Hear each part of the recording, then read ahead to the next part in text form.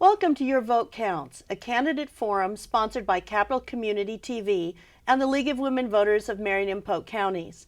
My name is Deanie Anderson, and I am a member of the League of Women Voters of Marion and Polk Counties, a nonpartisan political organization that works to educate ourselves and the public about government issues.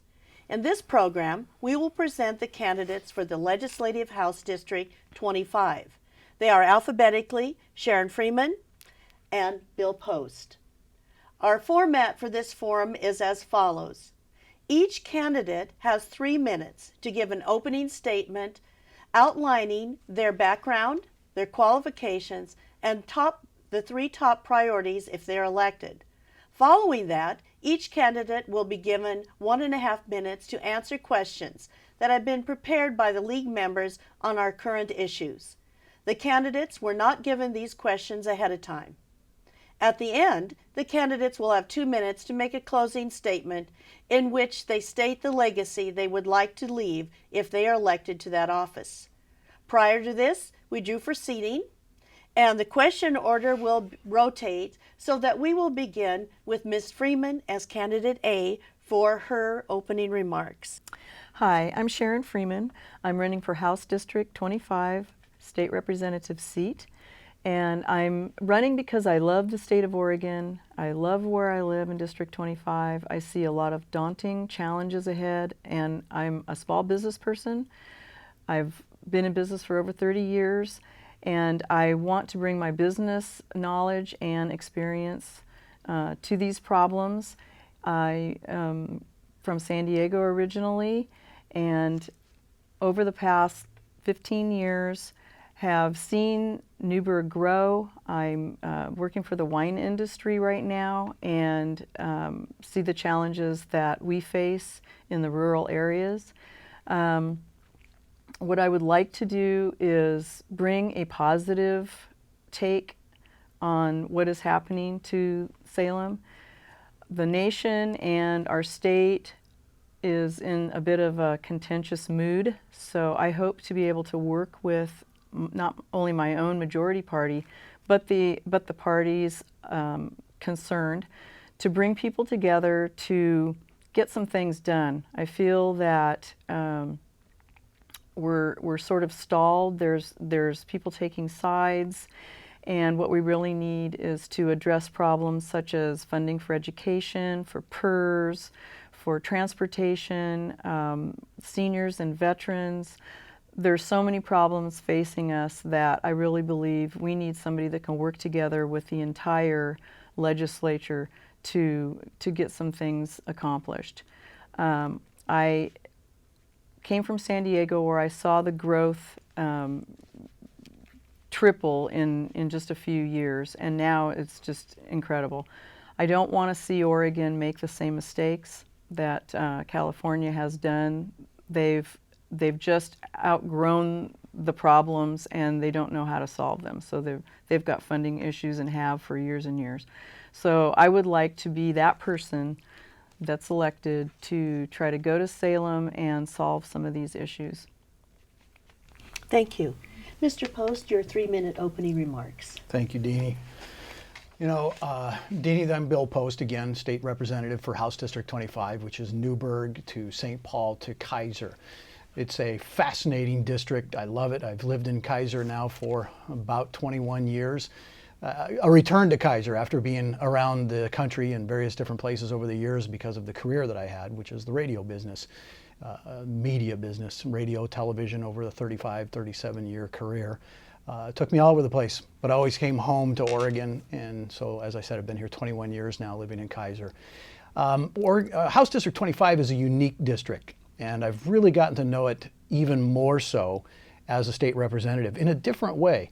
So as a resident of the district, I knew that it was unique in the valley from some of the other districts around the area. But once I became state representative, I found out in a whole new fashion how different it is. It's very agricultural oriented, and it's very small business oriented. And so I'm very proud of the fact that as a state representative in the last 2 years, I've been endorsed by the National Federation of Independent Businesses, by the state chamber, by the local chamber, also by all the different ag groups, Oregon Farm Bureau to AgPac to Cattlemen's Bureau, you name it. If it's agriculture, they've backed me. Because I stand up for agriculture and I stand up for small business. And I make sure that they're not being hurt, because they are being hurt by many of the policies that are being crafted in the Oregon legislature in the last couple of years. One of the things that I love about Oregon is the kind of culture that we have in Oregon, which is we help one another. Just in the last 10 days or so, I saw something that was so horrifying to me. I've never dealt with anything like that before. And it was people from what I would call my side of the aisle during a gun rally on the Capitol steps last week. They burned Governor Brown in effigy. I didn't wait for the media to jump on it. I didn't wait for her members of her caucus or for her party to jump on it. And I didn't jump on it because it was a party thing. I jumped on it because it was wrong. And when they did that, I became so infuriated and so upset. And I'll tell you, that goes to how we get along in the building. Governor Brown and I disagree on everything political, but we absolutely have a love for each other. And I don't mind saying that. I have people on my side of the aisle that think I'm crazy for that. And probably people on that side of the aisle think I am too. Governor Brown and I have an understanding. We're human beings and we respect each other. And that's what I like about working in the Capitol, and that's why I hope to have another 2 years to serve the people of House District 25 in the state Capitol. Thank you. We're going to ask some questions now, and I'm going to read the question once. Please don't hesitate. If you'd like to hear it again, I'd be happy to do so. The first question goes to you first, Mr. Post. In recent years, the legislature has dedicated more funding for early childhood as well as higher education.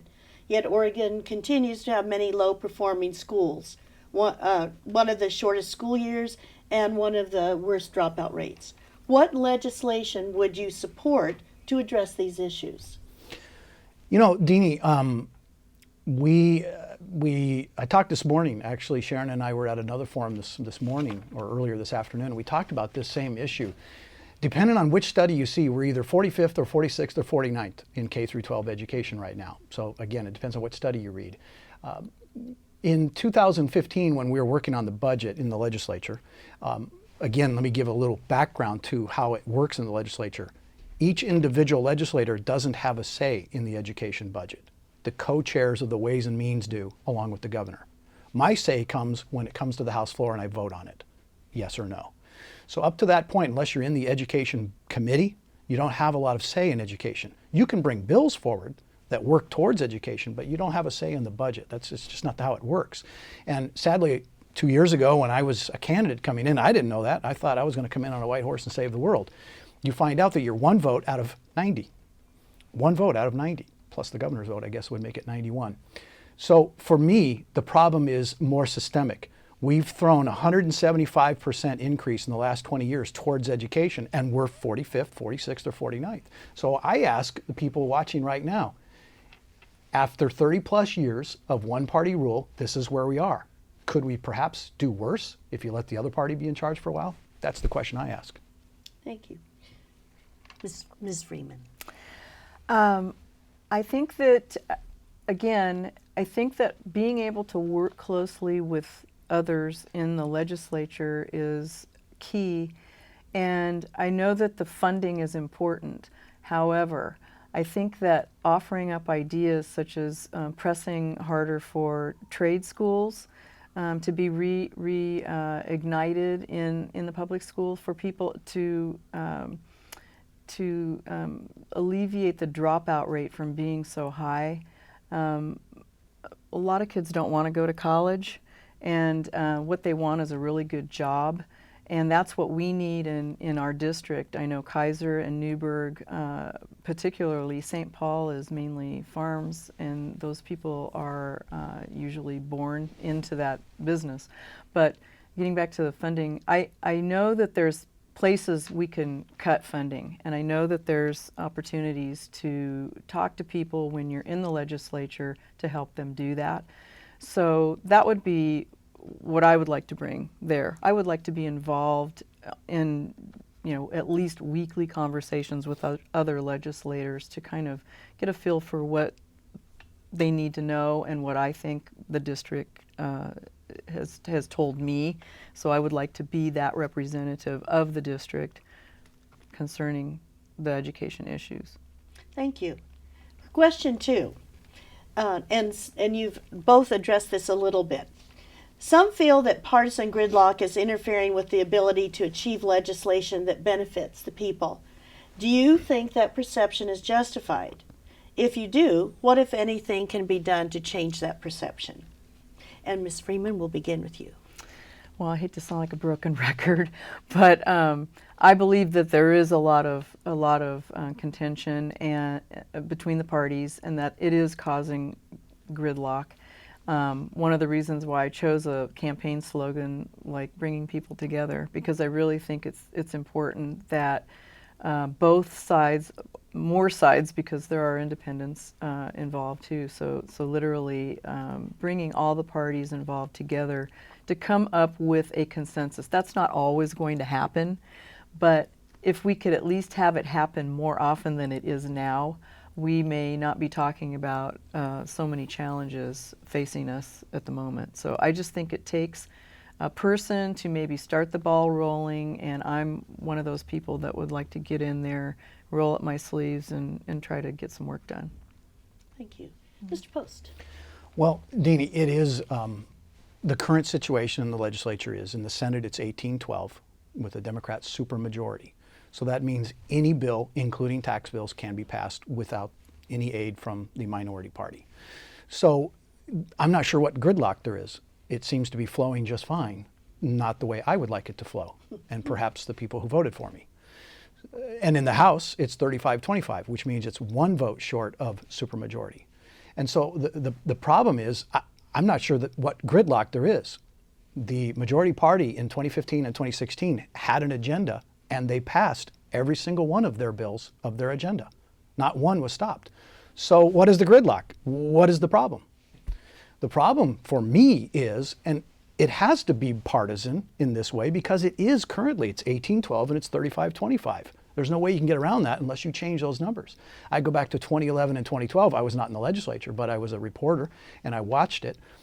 It was 30-30 tie in the House. And at one point it was 15-15 in the Senate. That was an incredible time. Co-chairs, co-speakers, co-everything. You got a lot done and you got a lot of not done, meaning not bad stuff. You got good stuff done. So I'd like to see a little more level playing field so that everybody's voice gets heard. Thank you. Question 3. How do you view the current state of foster care in Oregon, and what should the role of the newly appointed child welfare director be? And we'll begin with you. Wow, you've thrown me for a curve on that one. That is not in my wheelhouse at all. And I will be the first to admit. So one of the things that you learn when you get in the legislature is you ask a lot of questions. You're asked a lot of questions like that particular one, and you get there and you find out, well, my committee is judiciary, and so I'm on judiciary and I'm on rural communities, water, and land use.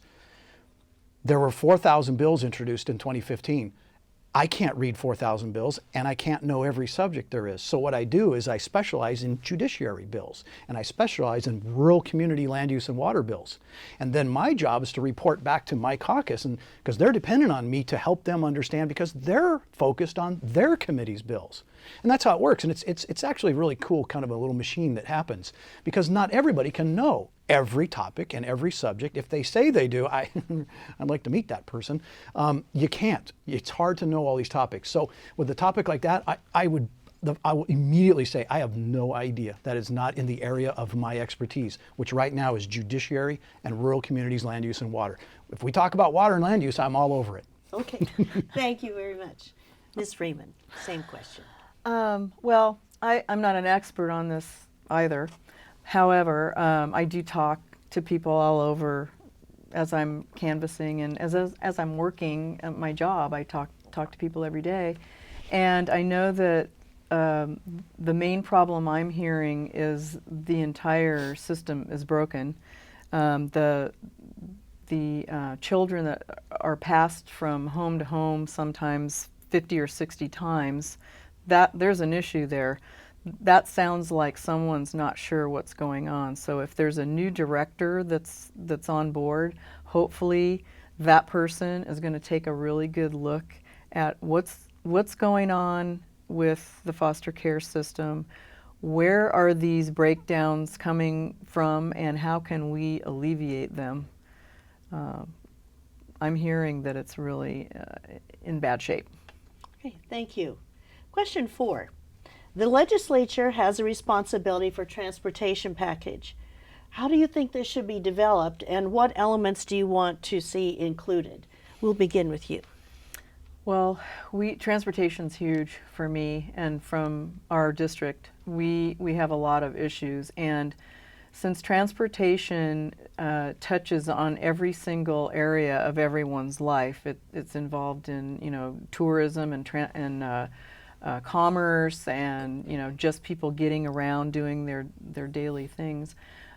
We need to have a comprehensive transportation package that will not only, like we do in Newburgh right now, we're fighting to get funding to finish the Newburgh-Dundee bypass, which will reroute truck traffic around the city so that the people that live in the city can get to school to get their kids or whatever they're needing to do. And I know that in Salem there's a little bridge issue. So, these kinds of things have to be addressed in a comprehensive package, as well as public transit, because literally in our areas we don't have a whole lot of public transit. And it's very vital to, people that live and work and come and visit our area. Thank you. And what do you think, Mr. Post? Well, Sharon is absolutely right. Transportation has got to be dealt with in Oregon. I stated publicly back in the 2016 short session, I was very clear on this when there was a negotiation that happened with Democrats, Republicans, the governor, the speaker, the Senate president, all got together. There was some, I don't want to say secret meetings, but they were not public, and they were not, and neither caucus were told that these meetings were going on. So there were some sort of secret meetings about transportation that happened. And when it was finally made public and that it had fallen apart and there wasn't a deal made, I came out very clearly that we have to fix the roads, we have to fix the bridges, we have to build new bridges. Everybody knows that. I'd love to have an 8-lane I-5, okay, where there's a lot of problems that need to be fixed. My problem is, after the legislature passed the low carbon fuel standard, which is going to give every one of us up from 19 cents to $1.09 increase in our gas costs over the next 2 years. I cannot ask them to pay another 5 or 6 or 7 or 8 cents in gas taxes for these roads and bridges until I know for sure the low carbon fuel standard is either moderated, modified, or repealed completely. That's when I'll be in favor of a transportation package. I also would want really tight oversight of ODOT. I personally do not trust ODOT.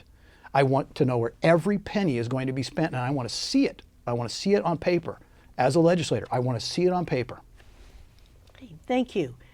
Our next question, and we will begin with you, Mr. Post. How would you propose to improve family wage job prospects for Oregonians? Well, again, small business is the backbone of our district, along with agriculture.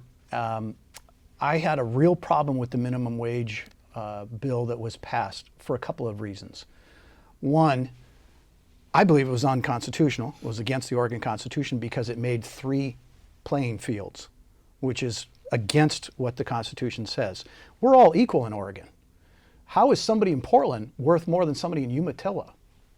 That one I'll never understand. So what we needed to do instead was what I'm proposing for 2017 is something along the lines of a starting wage, or an ag starting wage especially, because we have agriculture, we have kids that can't work in ag because we can't afford to pay them $9.55 or $10.35 or $11.65.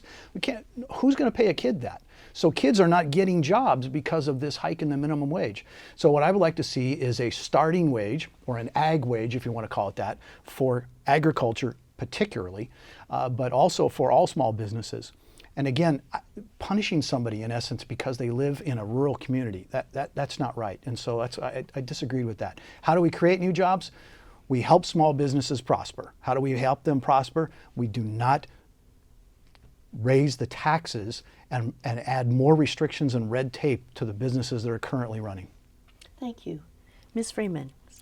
I agree that we need to be a little bit more fair to small businesses. Being a person that's had a small business for most of my life, there's a lot of inequality, especially in the amount of and the type of aid that we get.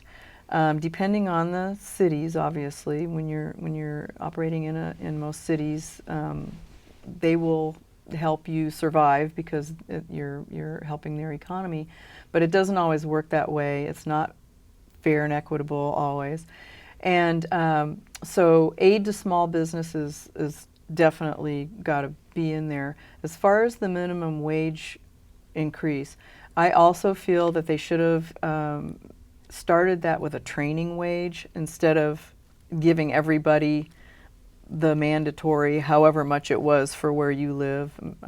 Bill's right about that. I don't understand that either.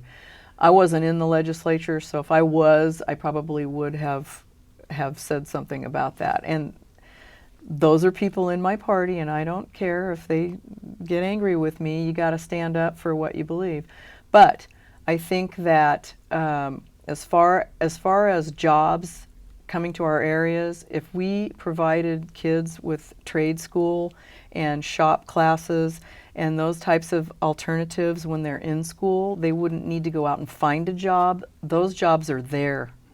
They're looking for people to fill them. Thank you. Both of you feel passionate about District 25, so our last question that we will begin with Mr. Post is to describe a critical issue facing your district and how you want to address it. I think we're facing the same critical issues that every district is facing right now. We're going to be facing a major budget shortfall in 2017, 2019 in the biennium budget. A lot of that is going to be the PERS deficit after that Oregon Supreme Court ruling a couple of years ago. Specifically, and Sharon referred to it already, to the northern half of the district, you have the Newburgh-Dundee bypass. It needs to be completed. It needs to be finished. But then it goes back to that transportation question that we talked about earlier. How do I ask somebody from Medford to pay 6 or 8 cents more for gas so that Newburgh-Dundee gets its bypass done? On the other hand, how do I ask somebody from Newburgh-Dundee to pay for a bridge in Salem? It all equals out, but I just have a real hard time with raising taxes for anybody when I believe we have the revenue in Oregon. We just have a spending problem. The critical in our district is, like everywhere else, jobs. We have to create the atmosphere and the environment for jobs, and a lot of that would be what we've both already touched on, is modifying the wages. We've got to do that, and we've got to make Oregon welcome to businesses to come here and do business, to open their doors. So I think it's the same as any district. It really is when it comes to the critical issues. Thank you. Ms. Freeman. Can you repeat that question Certainly. one more time? Describe a critical issue facing your district and how you wish to address it. Well, we've touched on quite a bit, and Bill just mentioned a couple of others. But I've noticed in Newburgh and surrounding areas in the district that affordable housing's become a real problem. I deal a lot with wine industry, and so I talk to the people that work at the wineries, and there's a number of them, younger people, and they, even though the minimum wage is going to go up, they're still not going to be able to afford housing in that area. They're going to have to live way out of town, so that means they're going to have to commute.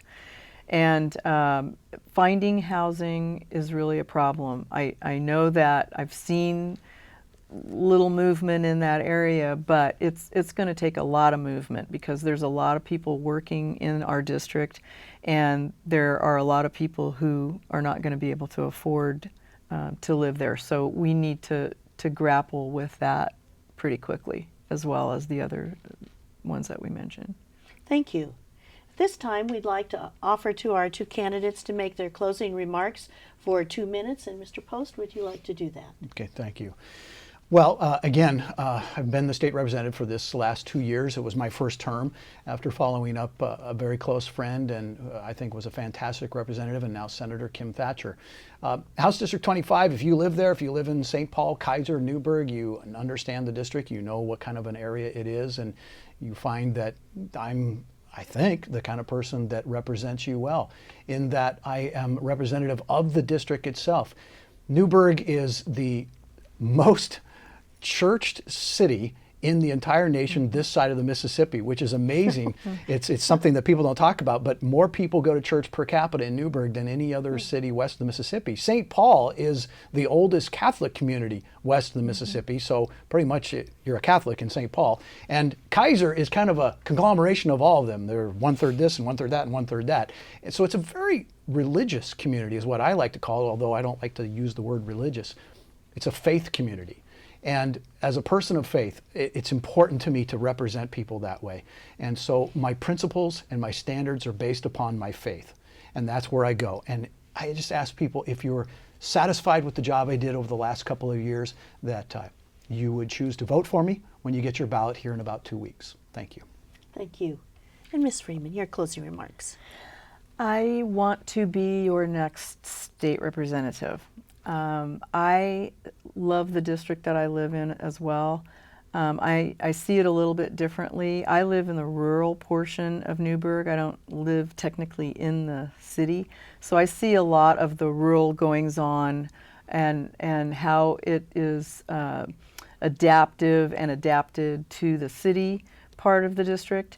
Kaiser is pretty much more city than it is rural. However, it's surrounded by a lot of ag business. So, and Kaiser is pretty much, St. Paul is pretty much totally farms.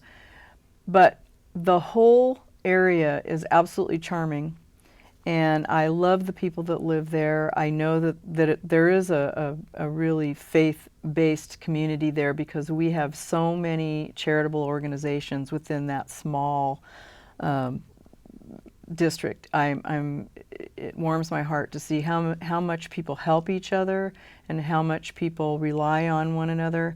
And I want to be the person who listens to your needs and who takes those needs and those issues to the Capitol and hope to try to get people to understand we need to do something right now. Thank you to both of our candidates. I know the public really enjoys getting to see and hear what you have to say. This is all the time we have. You've been watching Your Vote Counts, a candidate forum for Legislative House District 25 with Sharon Freeman and Bill Post. We hope you will watch our other candidate forums and please see the CCTV website for time and dates. These forums are a public service to voters to become more acquainted with candidates who hope to lead our city, county, and state governments in the coming years. Ballots will be mailed approximately on October 20th and should be returned by November 8th at 8 p.m. and postmarks do not count. We urge you to make democracy work. Be a voter. This is Bernadine Anderson for the League of Women Voters and Capital Community TV, thanking you for watching. Your vote counts.